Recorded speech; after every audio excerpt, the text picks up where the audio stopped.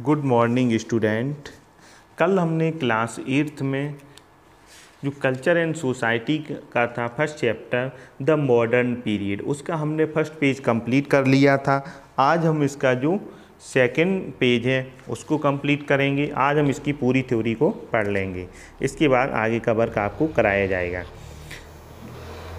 इसमें है the struggle for national independence begin in 1905।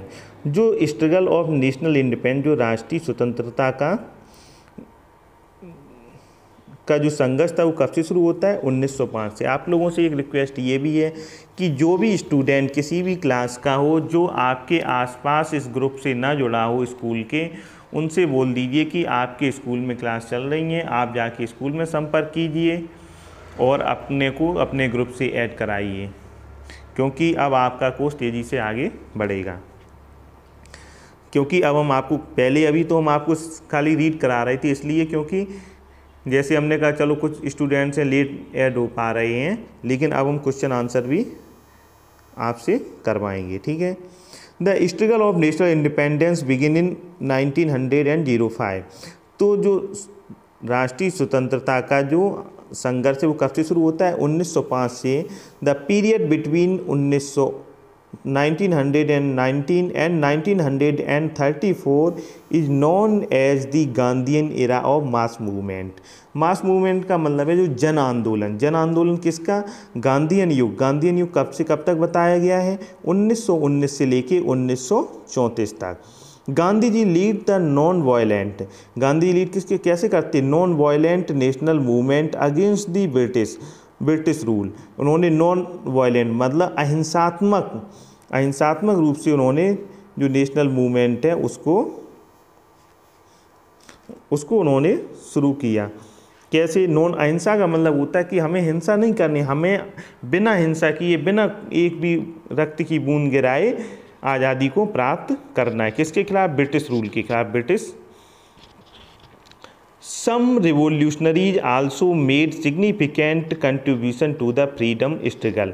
सम कुछ रिवोल्यूशनरीज मतलब जो क्रांतिकारी हैं, आल्सो मेड सिग्निफिकेंट उन्होंने महत्वपूर्ण योगदान दिया है, कंट्रीब्यूशन किया है टू द फ्रीडम स्ट्रगल स्वतंत्रता संघर्ष में।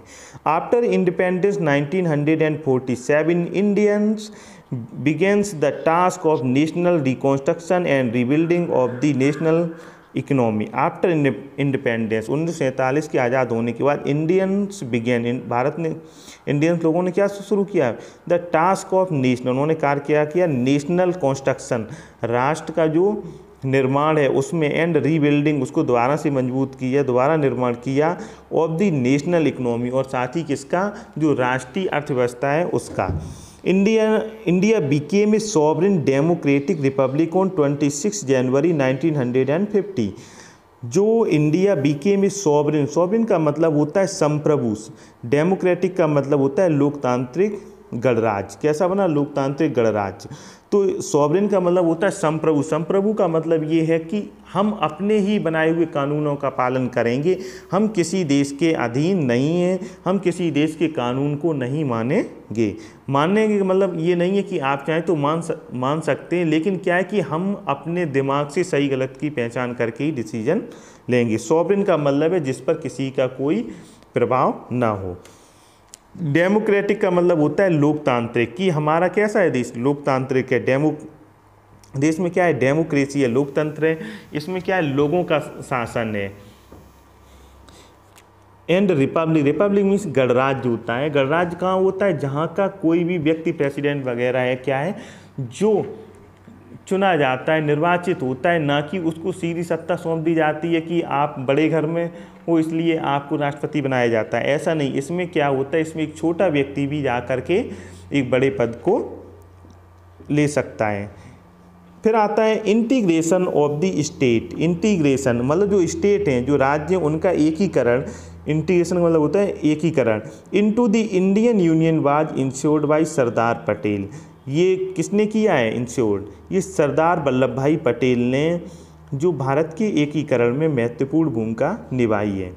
रीऑर्गेनाइजेशन ऑफ स्टेट्स, उन्होंने क्या किया? स्टेट्स को दोबारा से संगठित किया। Was done in warriors phases, कई फेजों में। टू फुलफिल रीजनल एस्पिरेशन, और उन्होंने जो रीजनल जो क्षेत्रीयता की भावना थी उसको फुलफिल करते हुए क्या किया, उन्होंने देश को दोबारा से संगठित किया। Since independence India has treated on the path of peace and progress. जब से भारत आज़ाद हुआ तब से क्या है, भारत ट्रीडेड मीन्स होता है कदम रखना कैसे, on the path of peace, किस पर, उन्होंने शांति के पथ पर, एंड प्रोग्रेस और विकास के आगे बढ़ने की। Today India is a fast developing country. Bharat आज क्या है, तीव्र गति से डेवलपिंग का मतलब होता है विकासशील देश, विद ए साउंड इकोनॉमी, और साउंड का मतलब होता है बड़ा, एक बड़ी अर्थव्यवस्था के साथ। नेक्स्ट हम देखते हैं the changing nomenclature of the subcontinent at this region. ये परिभाषिक शब्दावली है। द इंडियन सब कॉन्टिनेंट, जो इंडियन सब कॉन्टिनेंट हैं, comprising the modern countries of India।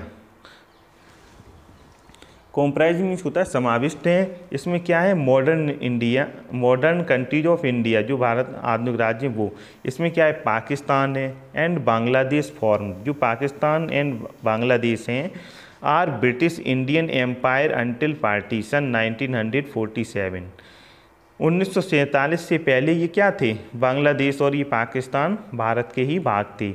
Myanmar then and known as Burma, जिसको आज किस नाम से जानते हैं, बर्मा के नाम से, and Sri Lanka then known as Ceylon, और श्रीलंका को किस नाम से जानता है, Ceylon, where a part of British empire. ये किसके भाग थे, ब्रिटिश एम्पायर के, इन एशिया अंटिल 1937। जैसे आप 1935-37 के बीच में देखेंगे कि म्यांमार भारत से अलग हो जाता है, 1947 में पाकिस्तान अलग हो जाता है। आप देखें उसी समय जो बांग्लादेश है वो भी अलग होता है, लेकिन 1961 में आप देखेंगे चीन से युद्ध होता है। इसके 1971 में बांग्लादेश सेपरेट कंट्री के रूप में उभरता है। द इंडिया इंडिपेंडेंस एक्ट 1947, जो भारत का स्वतंत्रता अधिनियम है 1947, पार्शियंट इंडिया इनटू 2 पार्ट्स, भारत को कितने भागों में बांटता है, 2 भागों में। द प्रोविंस ऑफ बलूचिस्तान, कौन सा province, Balochistan, Sindh, and NW frontier province went to Pakistan, while Punjab and Bengal were divided between the 2 dominions of India and Pakistan. अब इस लाइन को समझेंगे। इसमें कहा गया the province of Balochistan, Balochistan आज कहाँ पर है, पाकिस्तान में। सिंध कहाँ पर है, ये सिंध का जो क्षेत्र ये भी आज पाकिस्तान में आता है। एंड नॉर्थ वेस्ट में आप देखेंगे फ्रंटियर प्रोविंस कौन कौन से हैं, नॉर्थ वेस्ट। अगर आप भारत के मैप में देखेंगे आपका पंजाब आ जाएगा, राजस्थान आ जाएगा, आपका जम्मू का है तो वो नॉर्थ में आ जाता है। तो खास तौर से राजस्थान और Punjab. North west frontier province, जो फ्रंटियर जो सामने के प्रोविंस हैं, वेंट टू पाकिस्तान, किस में जाते हैं, पाकिस्तान में। वाइल पंजाब, क्या पंजाब, एंड बंगाल का भी वर डिवाइडेड बिटवीन, बंगाल को भी 2 भागों में बांटा जाता है, divided between, and 2 dominions, 2 dominions में ऑफ इंडिया एंड पाकिस्तान। कौन कौन सी वो होती हैं, India and Pakistan.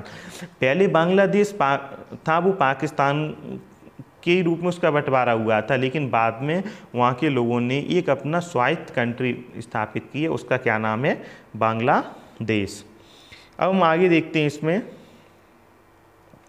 The Muslim majority areas, जो मुस्लिम मेजॉरिटी एरियाज हैं of these province were given to Pakistan, जो मुस्लिम मेजॉरिटी जो जहाँ पर मुस्लिम बाहुल्य क्षेत्र थे वो province were given to Pakistan, कहाँ पर चले गए, पाकिस्तान में। Sir Cyril Radcliffe drew the boundary lines, sir Cyril Radcliffe थे, उन्होंने एक ड्रू क्या खींची, boundary lines. The 2 parts of Pakistan where, for example west Pakistan and east Pakistan, एक वेस्ट पाकिस्तान और एक ईस्ट पाकिस्तान। ले ऑन 2 साइड्स ऑफ इंडिया, दोनों किस तरफ हैं, इंडिया के एक दूसरी तरफ। लेटर इन 1971, जो भी मैंने पहले बताया था कि इसके 1971 में east Pakistan separated and emerged, Pakistan separated हो गया and emerged as an independent nation of Bangladesh, और एक नया भाग क्या बना पाकिस्तान से, बांग्लादेश। ये आपका मैं इतना ही याद कर रहा हूँ, ये चैप्टर बड़ा हो रहा है, इसलिए आपका अभी जस्ट में इसका सेकंड पार्ट डालूँगा। Thank you.